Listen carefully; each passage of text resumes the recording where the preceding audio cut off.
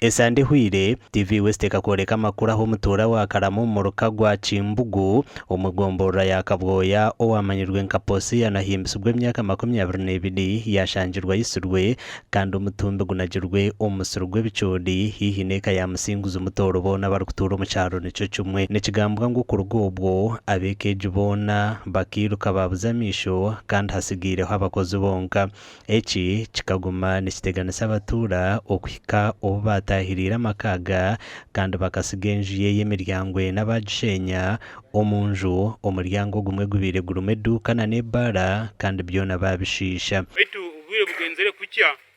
warura ikizibu kinu kibayireho tumanyire oha akikozere bitu hanyuma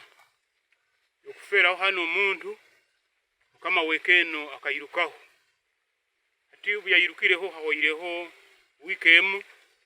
nenju twasanga eteyirwe hansi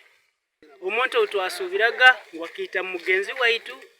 twasanga enju yayo bugenzere kucya twasanga yone tindukire hansi ukusaba abataka ba Karama bomuruka gwa Kimbugu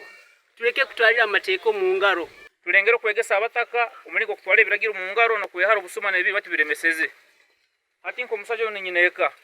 ikizibu kibayira umuntu afire bakuseruza yikwira kucweka yagenda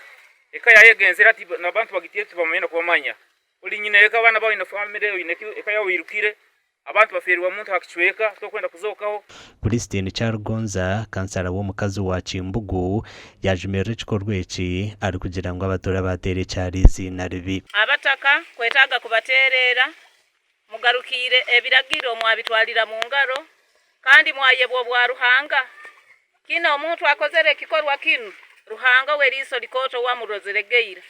kandi nekifubiro kyarafuna nakyo kyonka akimuhairegeira bari nk'abantu abakikozere bayenda kureta omuntu mukaye so twakusabire harari arugeyo uba mukazi uba mwana we